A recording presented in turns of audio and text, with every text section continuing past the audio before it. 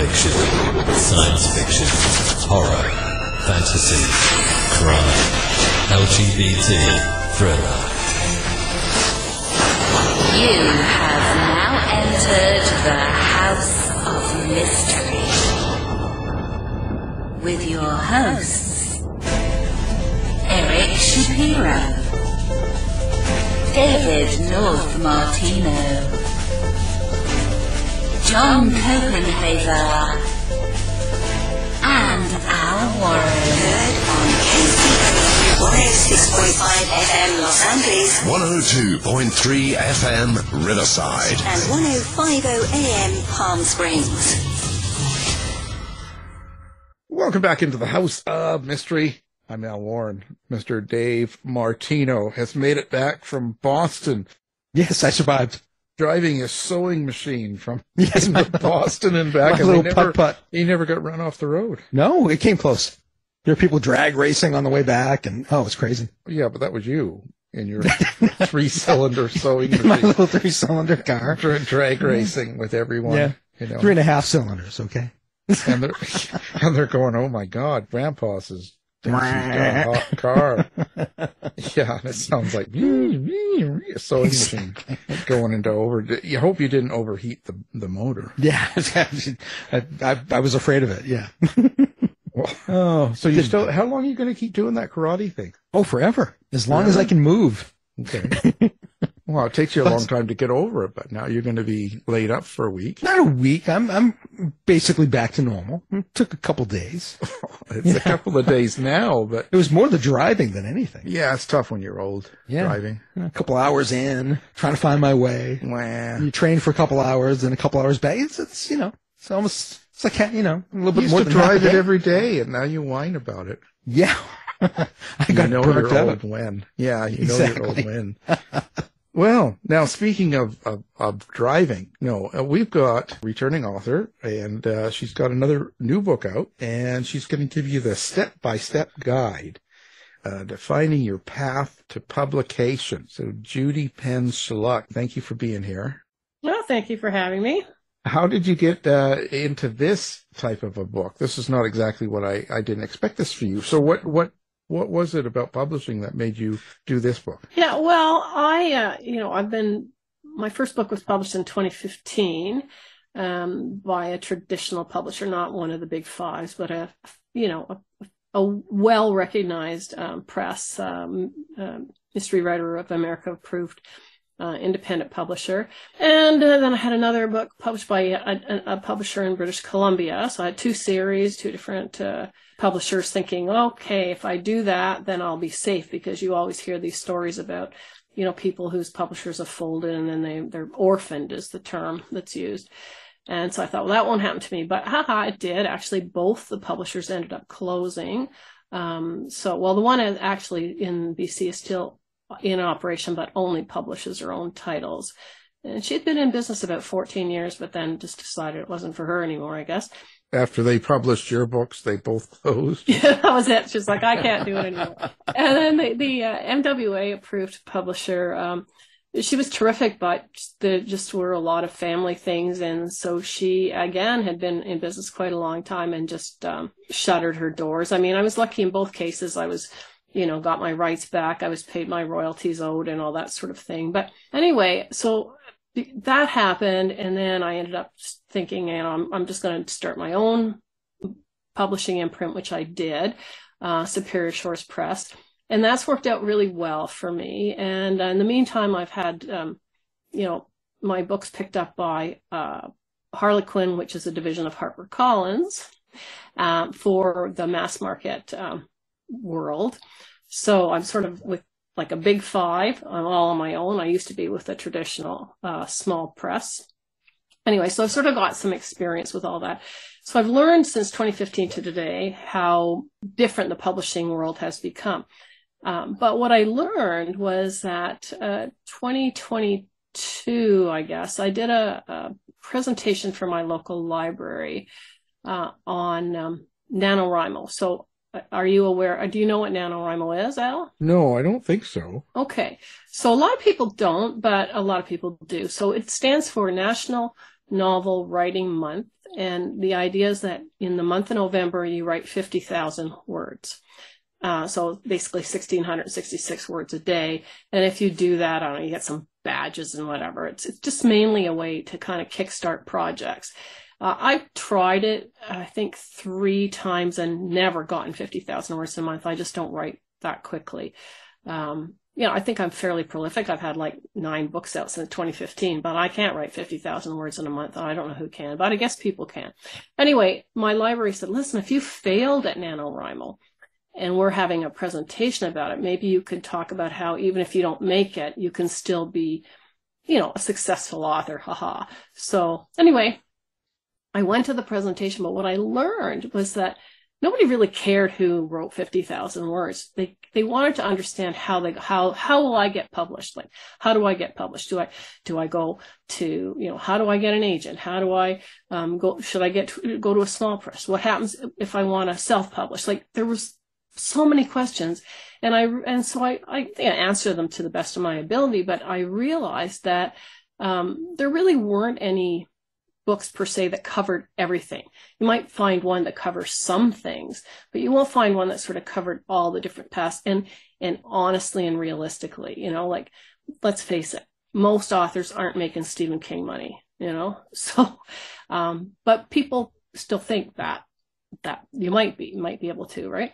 So anyway, that presentation for NaNoWriMo led to me, that led to the library asking if I would do a presentation on publishing paths. So I said, oh, sure, why not? So I did this PowerPoint, and they had like 100 people there. The library couldn't believe it because, it's like a small town.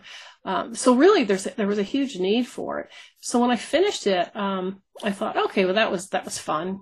Got paid a little bit of money to do it. I'm, good about that. And then I got thinking, well, I'm a total pantser when it comes to writing my mysteries. Like, I have no idea who did it, why they did it, or anything. But I thought, I've got an outline. Imagine that. I've got this PowerPoint. It could be like an outline for a book. So I thought, maybe there might be a need for it. So backtracking, one of the ladies that had been to the presentation and has been kind of following me along since, I probably did a presentation at her library a few years back. Emily Nakeff, she's an editor, and she's also an aspiring author. So I contacted her and said, what do you think of this idea? And would you be willing to be my frontline editor so that because she's my target demo, really, right? So would you be willing to every week me send you a section and you send it back in, say, 10 or 14 days, and we just keep rolling until it's done? And, so she said, yeah, that sounds fantastic. I'd love to do it. Anyway, worked out a, compensation package and everything good.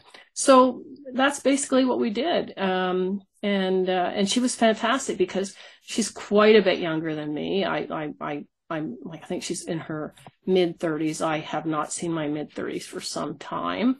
So she comes from a different generation, and she looks at things in a different lens than I might, right?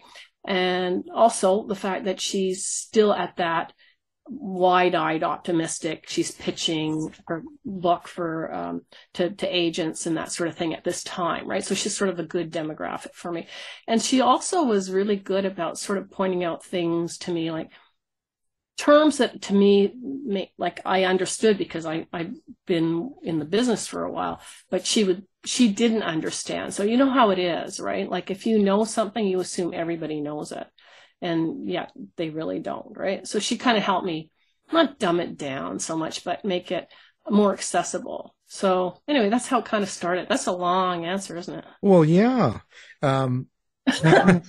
Yeah, but so I can see how it can get started because, you learn a lot when you're going through it.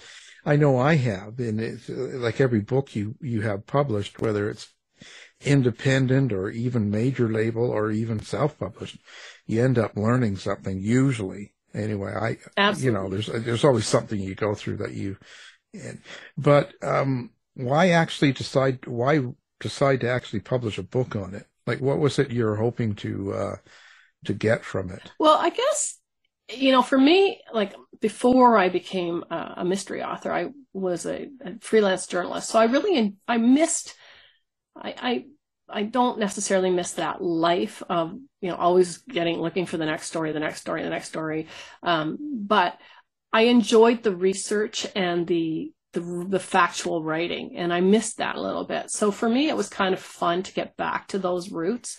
I did a ton of research, to make sure that I had like there's statistics in the book, and I had to contact, make sure that those statistics could be shared, get permissions, and interviewed people. So for me, it was sort of getting back to that, and also I thought in a way it was a way of sort of giving back, because I really wish when I was starting out there had been a book, something like this, that could have guided me. I mean, I definitely made mistakes. When I look back at my publishing journey, I mean, there's definitely things I would do different if I was to do them again, which of course you can't. You've made the mistake. I mean, you hopefully learn from it and move on. But so in this book, I try to keep things really real, like really help people manage their expectations of what they can expect.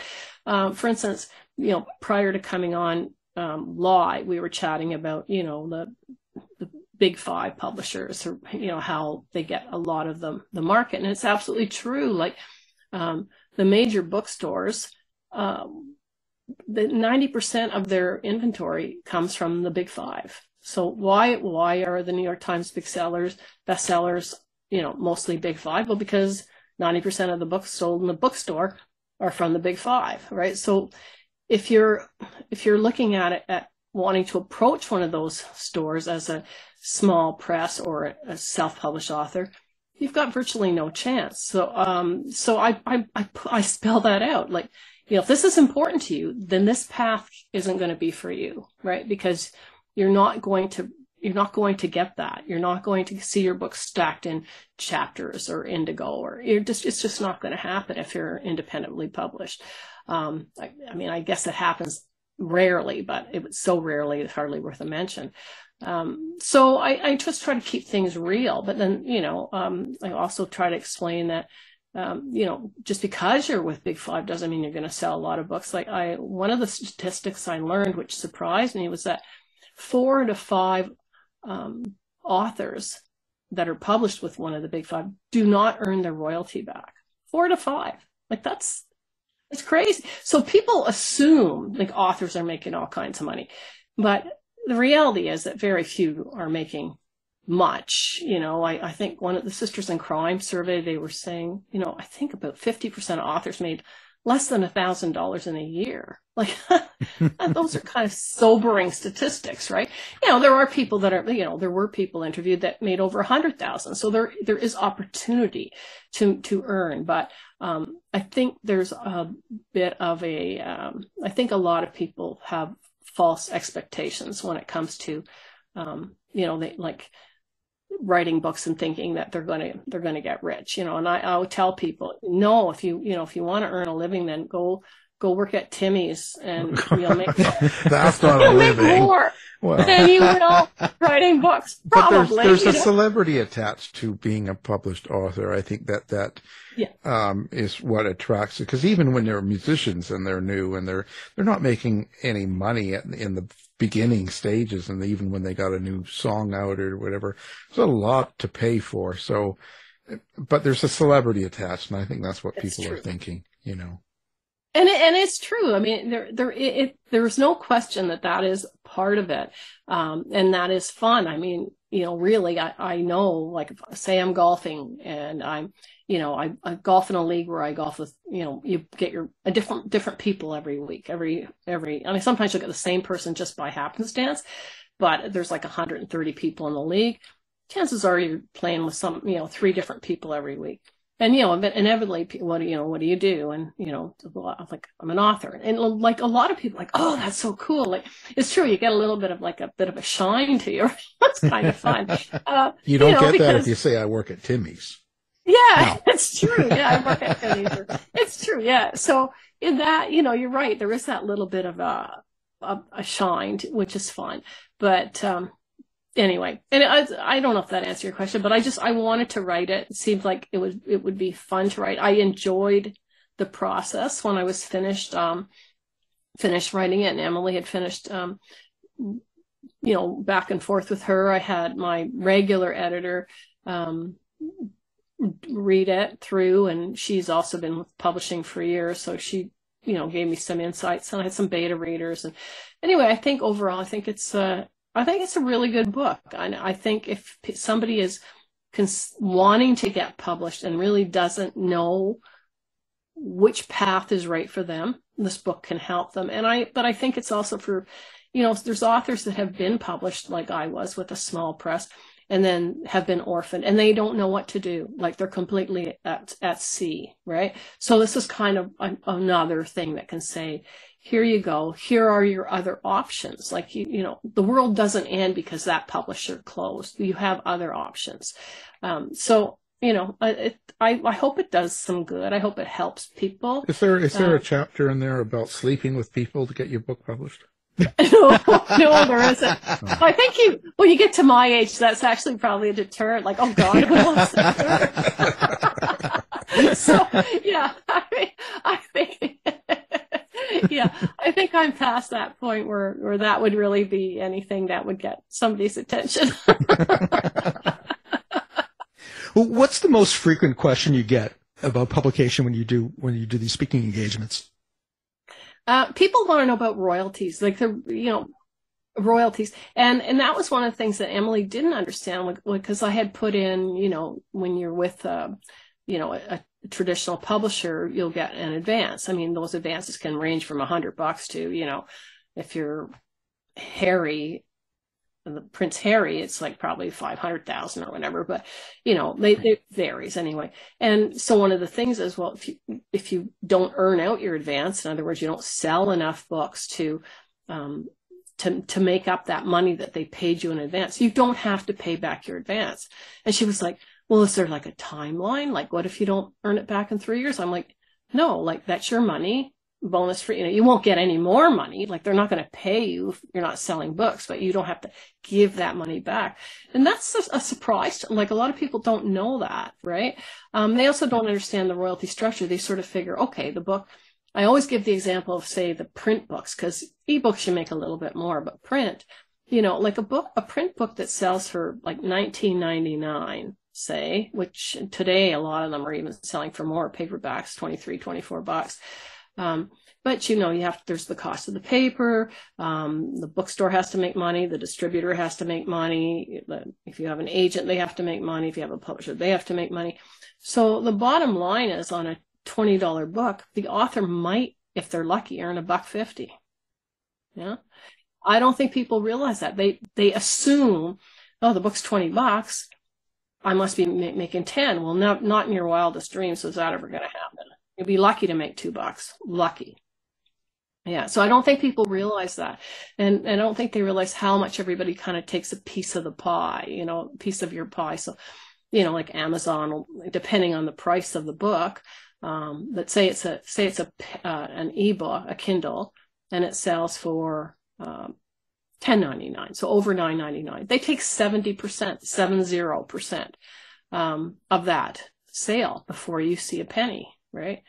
If it's under $9.99, then they'll only take 30% or 35%. So, but still, people don't really realize that these, of course, they're in business to make money, but somehow you don't really equate it to, they're going to take my money, right?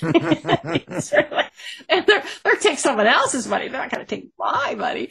So I don't think people really realize that, and they're always kind of awestruck by that. Like, and it's just keeping it real though. Like, but I always say, hey, when I see a book and the cover says, 1 million copies sold, I say, well, even if they only made $1 a book, they're a millionaire. So really it's volume, right? And I don't think people really realize that either. So I guess, royalties is one of the big questions. And the other big one is like, how do I get an agent? How do I get a publisher?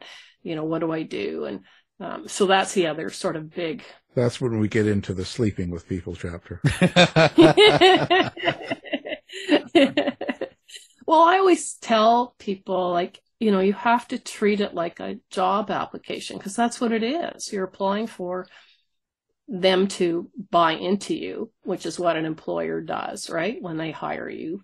So you have to treat it that way. You have to, explain why your book is the right fit. Why are you the right fit? Because it's not even sometimes just about your book. It's also, what they think that you will do as an author to promote it. I mean, the days of authors being sent all over the place on these book tours to all these different, I'm sure people like Louise Penny, it still happens to, or, but the average author, no, you're expected to do, most of the heavy lifting, if not all of it. So, they're going to want to know, do you have a social media presence? Do you have a website? Are you willing to go to conferences?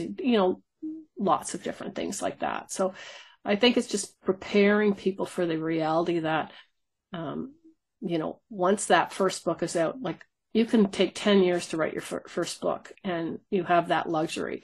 But once that's out, unless you want to be a one book author, you got to, now all of a sudden you've probably only got like 6 months to a year to write your book, right? And then it's like that, sort of like a bit of a treadmill, right? Like some authors like Linwood Barclay, he's writing 2 books a year. Yeah. Yeah. Well, and it depends, on your publisher. How do you select a publisher? And I say this because there is a difference. And I find that nowadays I'm finding a lot of the smaller, more independent publishers have a real lack of knowledge in what they're doing. And I'm surprised that people get into that business and they really don't know anything about it. Like, they're learning as they go. And so if you're a new person getting your book published, I don't always think that's the best way to go. Well, so one of the sections in my book is on independent publishers, and I break them down into categories. So I have the micro, the small, the medium, and the large. Right. So the micro would be basically like Superior Source Press is my imprint. It would be a micro imprint. I'm basically just publishing myself, and I do an anthology. I've done 3 multi-author anthologies, and I have another one planned for 2024. So, but I'm not publishing any other authors beyond that, those multi-author anthologies, right? So that's what I would call a micro press. Basically, it's a one-person band. And whether by death or desire, if I stop being part of it, that's the end of the press, right? There is no more Superior Source Press because it's me. So that's micro. And then there's small. So small is just like one step up from micro, which is, okay, I'm a micro today, and I decide, you know what, maybe I want to branch out a little bit. Right now, I don't. So don't, please, anybody out there, I'm not interested. But anyway, just say I decide. Yeah, everyone send her an email. Don't be sending me an email. But anyway, just say I wanted to expand. Then I might take on maybe 5 or 6, maybe 10 authors, but maybe I'd start small, 5.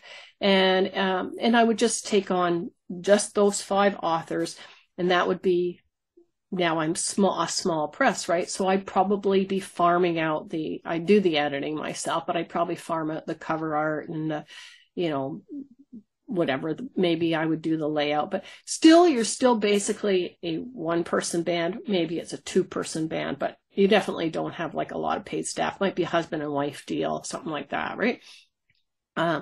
So, and then the medium it goes up one step above that. So now you've got, many more authors, and now you've maybe got a bit of a staff, right? So you might have an intern looking at submissions.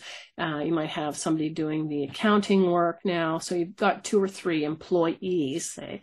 And then the large independent would be like a Dundurn, which is probably the closest you're going to get to one of the big 5, right? You're not quite big 5, but you're close, right? So, again, the layers, right? So I agree with you. Both the presses that I was with, I would have considered to be medium, presses, and yet they both folded. So there you go, right? Because what happened? Well, there's also a lack of knowledge. There's a lack of knowledge. There was a publisher I was talking to that has maybe 20 authors on his label. And I know that he was talking about something, and I said, well, have you published are you in through Ingram Sparks? And he goes, no, what's that? Oh, my. And I thought, wow, you don't even know what that is. Of course, I'm not going to say that. No. And I'm not going to say his name or who he is or what company he is. But that scares me just for the fact that, okay, he's got, 10, 20 authors that are basically working for him in his label, and he doesn't even know that. Well, that's what I mean. And you're absolutely right. And again, I do go into that. The print on demand, the Ingram Spark, Drafted Digital also does it now. And are kind of making a bit of a name for themselves in that way. But I do talk about, I do list those publishers. I talk about how that process works. And again, I would say, it depends, right? Like, for instance, most people, the dream is to get New York City agent and, get the big publishing contract and, be in chapters. That's what most people's dream is. The reality is that most people aren't going to achieve that dream, even if their book is really, really good, because there's just only so many slots, right? So then your other options are you can go hybrid, which is, like a Friesen type of thing where they do everything and you pay them to do everything, right? So you're independently published, but you're paying them to do all the heavy lifting, basically. It can be really expensive. I think it starts at around $3,000 and goes from there. So that, that feels kind of cheesy, but but some people, that's what they feel is right for them. So not everybody, so some people just I want to self-publish, but I don't want to learn how to do all the things that you have to do, because there's a lot to it, right? So they hire these hybrid publishers. You have to be careful, because there are some vanity presses that are just, they're not very honest, I guess, for lack of a better word.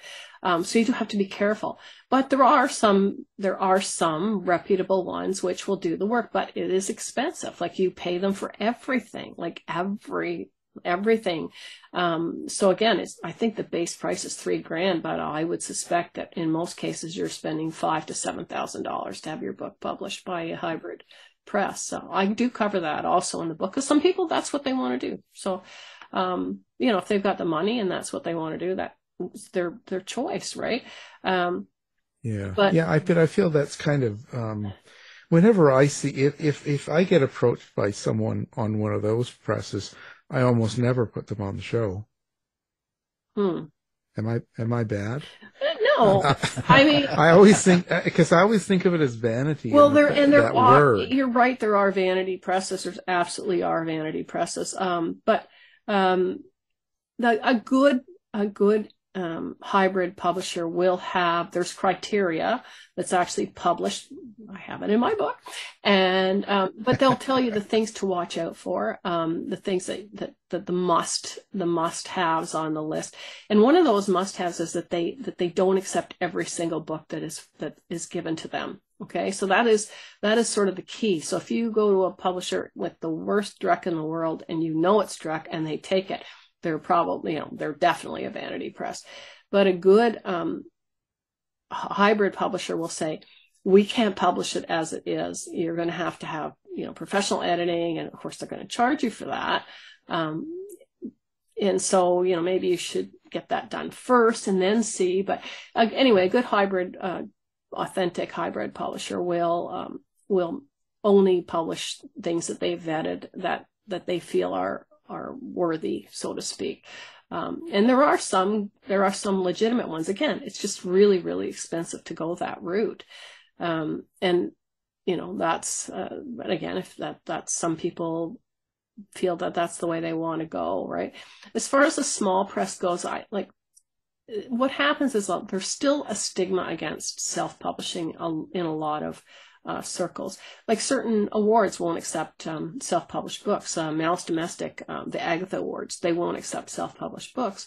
So for some people, they want that option, that chance of recognition.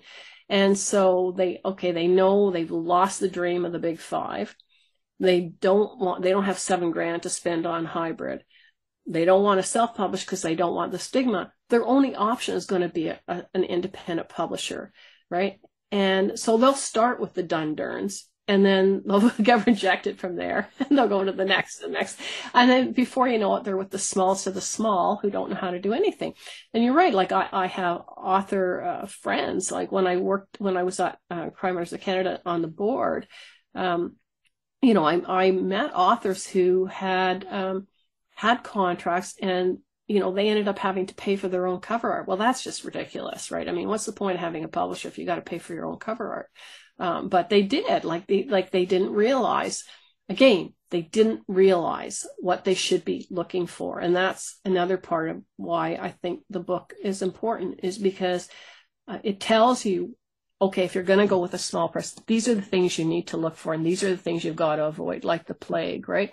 And so it just puts it into just really honest terms. And a lot of it, again, I learned myself the hard way. You know, I didn't have anybody telling me, Judy, watch out for this and that. I just sort of blindly went where I thought I could go. And there were definitely mistakes made. But, you know. Oh, yeah. You end up sleeping with people you shouldn't. Or approaching people and them laughing at you. Ah, you've got to be kidding. Yeah. Well, you know, it's just part of I guess with anything, you know, but it hurts people's pride, you know. So what is the biggest mistake people make when they publish a book? I would say, whether it's searching for an agent or self-publishing, it's putting your book out there before it's ready, right? You've given yourself a deadline. Okay. I'm retiring at 55. I'm going to write a book, and it's going to be published when I'm 56. Right. And, you know, so guess what? At the end of the year, it's not ready, but you think it's ready, or you don't get it critiqued. You don't get professional editing. I always say that to people, like, you know, they say, well, why should I get professional editing if I'm going to go to a publisher and they're going to pay for editing? Why should I have to pay for editing? And I always say to them, because they get so many submissions, and yours has got to stand out. So you only get one kick at the can. Like, if they turn you down, that's it. You're done, right? You can't go back to them and say, oh, sorry, I got a better version now. It's too late. You've lost that chance, that opportunity. So, you know, I would say, like, pay for professional editing. I mean, I'm an editor myself, but I pay others to, like this book, I pay 2 editors and a beta reader. I paid one of my beta readers, because I value that professional editing. I think it's important that you have that. And I always sort of say to people, you can take all kinds of, you know, writing courses and try to improve your craft that way. And there's nothing wrong with doing that. But if you hire a professional editor, they're going to help you hone your book and the way you write. And you can learn from it. So treat it like an education. It's like a bit of a university degree, you know, a bit of a college education. And for, you know, you don't have to leave your home. It's even better. Well, what type of editing does a writer need? Because there are many different types. There are very many different types, and it really depends on the writer. So, and I do go through that. I do discuss the types of editing in the book as well. So there's developmental editing. So if you're still sort of trying to figure out your basic overarching, you know, view of what should happen or transpire, or that kind of thing. That's one. And you could have like copy editing, where they're just looking for sentence structure, that sort of thing, right? So there's different types depending on where you are. So I would say, when I was early on writing, like probably when I started writing my first book, I started writing it in 2013, I hired a developmental editor, because I had a good instinct for what the book should be, but I didn't really understand story structure or any of that yet, right? I mean, that's something you learn as you go. Like now it's almost second nature. Like, not to say that it's formulaic, but okay, this is, I've got to have this sort of beginning, middle, end. This is what got to do to get there. Like in the beginning, when you're just learning, you're just kind of spewing out all kinds of ideas and hoping something sticks. So I think early writers can really benefit from a developmental editor because they're still learning a lot. Once you're further along, like which I like to think I am, my editor is more looking for, sort of things that things that I think are obvious that they're going to be able to say, no, it's obvious to you, but it might not be obvious to somebody else. So they're looking for that, or they're sort of saying, I think, like with my last novel, before there were skeletons, my editor said, I would recommend moving your chapter 3 to chapter 1, and because the story will flow better. And I was like, that's crazy. But then when I actually did what she said, because it was just a recommendation. I mean, a good editor will not edit, will not rewrite your work. They're just going to give you suggestions. You can take them or leave them, right? So, but when I did that, I was like, she's right. It is better. Like it, because I eliminated some backstory, like I have a bad habit of kind of starting with a bit too much backstory. And a lot of authors make that mistake, but she kind of pulls me away from that. Goes, oh, bad girl, too much backstory, and gets me back on. So it really depends where you are in your writing life as far as the type of editing. And then I always think it's important to have a proofreader, because honestly, even after, so many reads and whatever, you will find, somebody will still find things, they'll still find those things that slip through because you read them so many times, right? Like it just becomes your vision actually just sort of skips over those mistakes after a while. So I always think it's important to hire a proofreader. So I say, if you're going to self-publish or independently publish yourself, there is going to be expenses of hiring editor and proofreader. And, unless you're really talented cover artist, I always hire a cover artist because I'm not artistically inclined. I doodle some scratches on a paper and send it to my guy and say, this is sort of what's in my head. And then he does wonderful things to make it happen, but I would not be able to do that, right? So, I kind of have in my head what I want, but I don't know how to achieve it. It's just, I don't have that artistic ability. So, yeah. So, I think they think probably a big misconception is that, anybody can self-publish. It's easy to do. Yeah, I guess you could just flip your book onto Amazon and, not have it edited and just use one of their covers or whatever. But, are you going to sell any books? And then people say, well, I get 100% of, I get 100% of the royalties. Yeah, but 100% of nothing is still nothing, right? So. Right. Yeah, well, exactly. Well, I've sold one book, so I got $2. Exactly. So, I think sometimes people, I know when I taught this course in Barrie, Ontario, and the one guy, he'd written a book on training horses. I guess that's what he was, a horse trainer. And he'd done all kinds of work on it and everything. And then I said, well, you're going to hire an editor. And he goes, oh, no. He goes, isn't that expensive? And I said, well, it could be like $1,000, could be more. But, and he goes, well, I'm not going to pay that. And I said, well, they have families too, right? They have houses to pay for, heat, hydro, whatever, right? They've been educated to do this. It's a job. You can't expect them to do it for nothing. But, it's funny, people don't necessarily place a value on it. And yet I think it's one of the most important parts of making sure that what you put out there is good. Yeah, even editors need love too, right? Yes, absolutely. Well, the whole business is kind of crazy. Do you like the business the way it is right now? Do you think it's a good thing to get into for people? I think it is, if you're realistic. Like I keep hammering that home, and throughout the whole book, I hammer that: manage your expectations.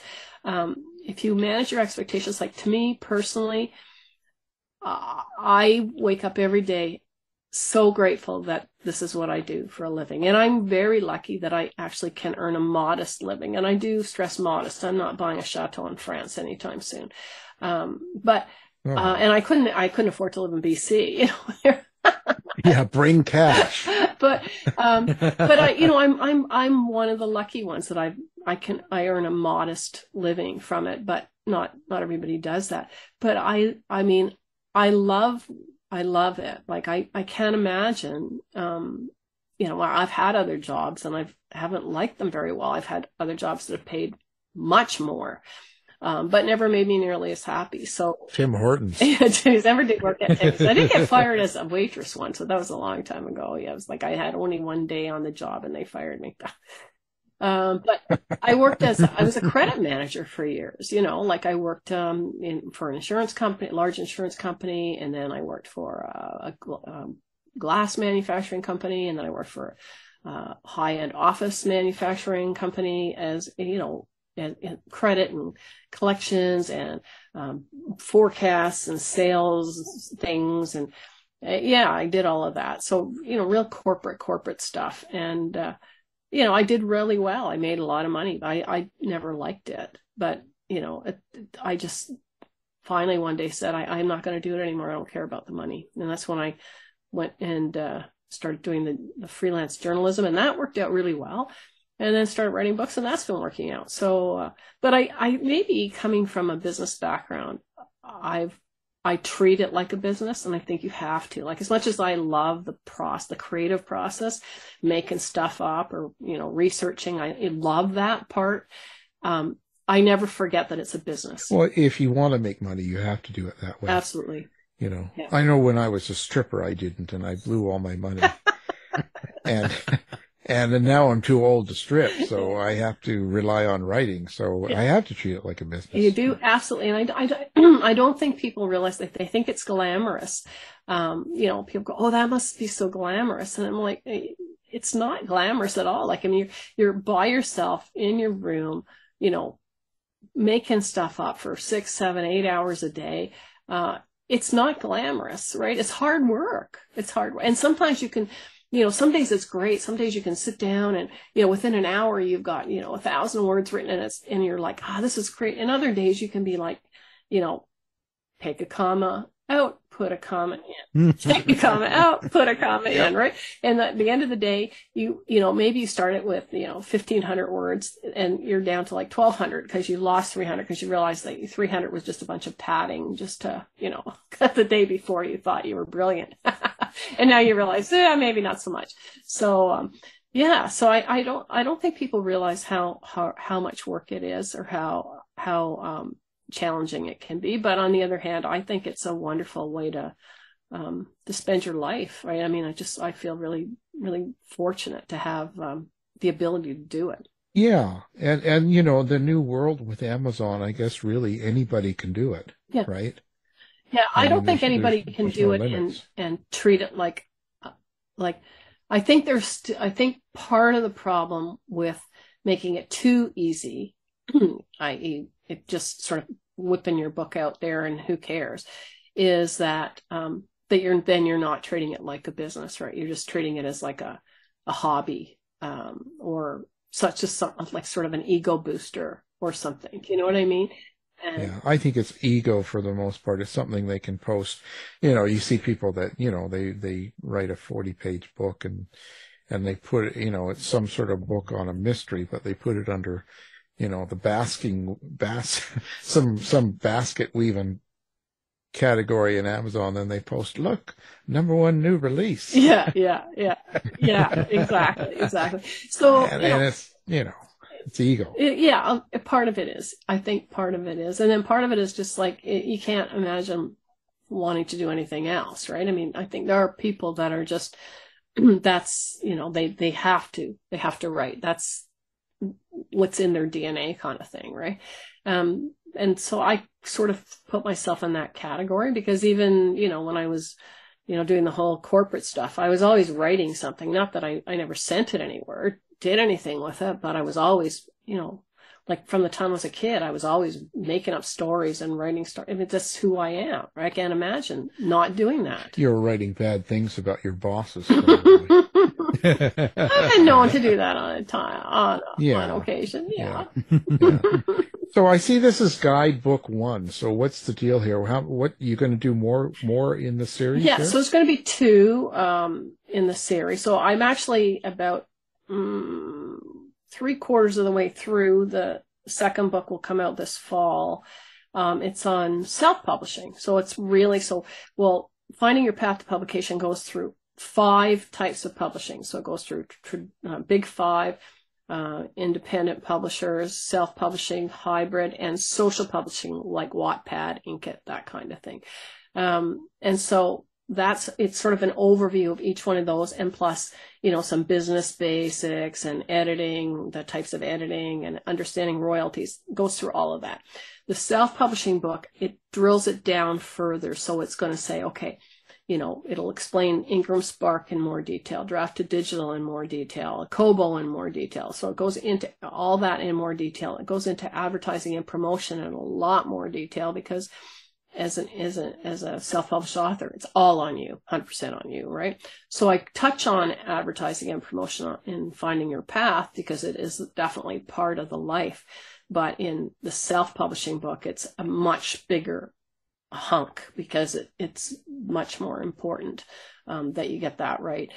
So it's just going to be a little bit much more detailed. So Finding Your Path is around 40,000 words, and I think the self-publishing is going to land at around 50,000. So it'll be even, it'll be really an in-depth look, where if you want to self-publish, if you buy that book, you can basically follow it, and it will definitely, and if you follow the steps, you'll be able to set up your book at all these different places, and you'll be able to, understand how to market it and how to go about doing the various steps. So it really is almost like a hand holding in a way, whereas the Finding Your Path is more of, here's what you can expect from these different paths, but it doesn't get into the hand holding part. It doesn't even make recommendations. It says, here's what you can expect. You decide what's right for you, right? Whereas self-publishing, I'm assuming that that's the route you want to go. And so I'm going to tell you what you need to do to do it and make it as easy as possible for you. And I think that will be important, because there's an author, Brenda Chapman, she has written several books, but she was with Dundurn and decided to self-publish. And so with her first book, which came out last year, Blind Date, she asked me if I would help her with the process. And I honestly was shocked at how much she didn't understand, because I guess I learned it along the way, but I'm also the sort of person that if I don't know something, I don't ask somebody else. I try to figure it out myself, research it until I get the answer. That's who I am. And I think that comes from the journalism, right? Like you need to figure something out.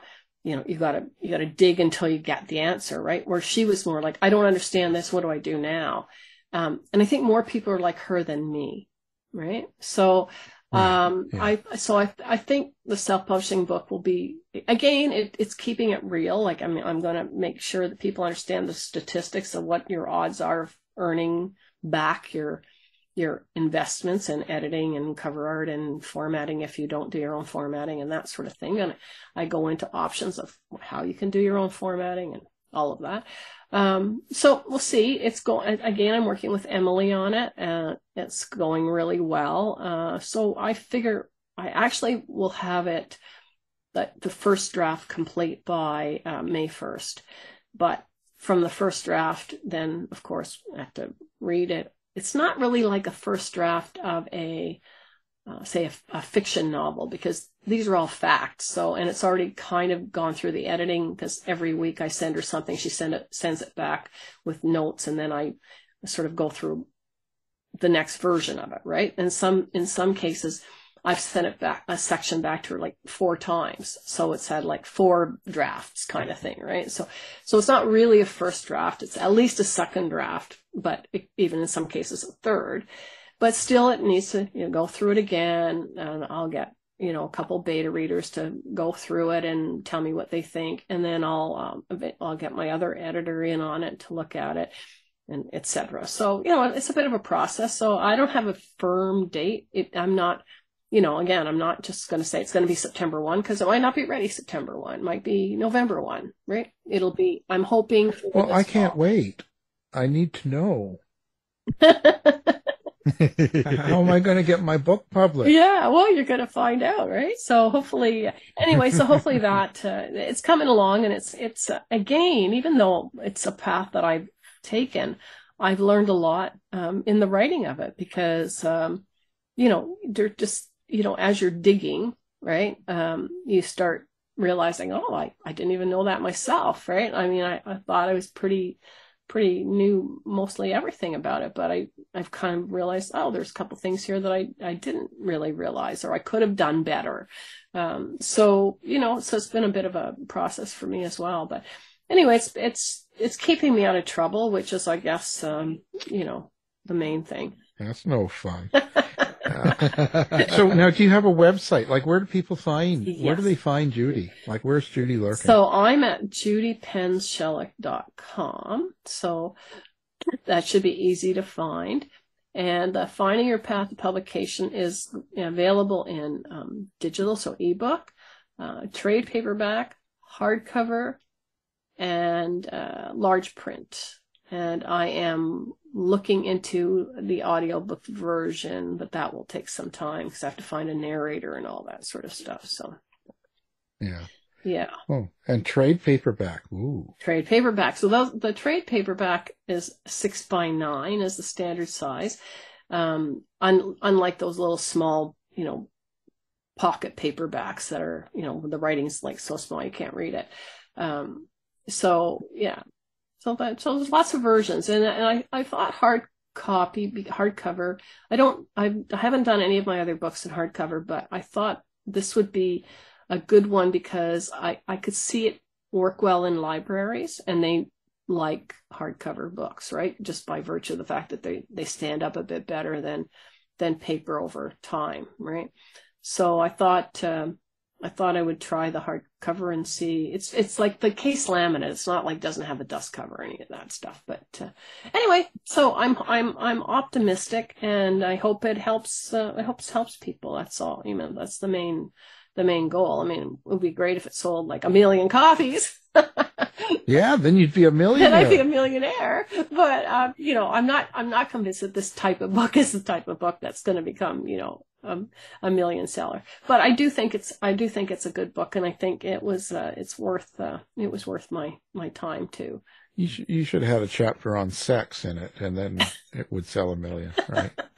The R-rated. Well, version. one fact that I did learn in this was that like a book that was self-published was originally 50 Shades of Grey, and it sold so well that a Big Five grabbed it up, right? So it can happen. In another book that was self-published that made it big was Still Alice by Lisa Genova. It's a phenomenal book. It's older now. They made it into a movie with Julianne Moore. She was really good in that role. But anyway, I didn't realize that those books had started off. So, one question might be, if I self-publish, will I ever get picked up by a Big Five? Well, chances are not so great, but here are 2 examples where it happened, right? So I guess I try to put examples in there to show people this is what can happen, but realistically it's not likely to happen. Doesn't mean it will not happen, right? So. Right. Well, yeah, look at me.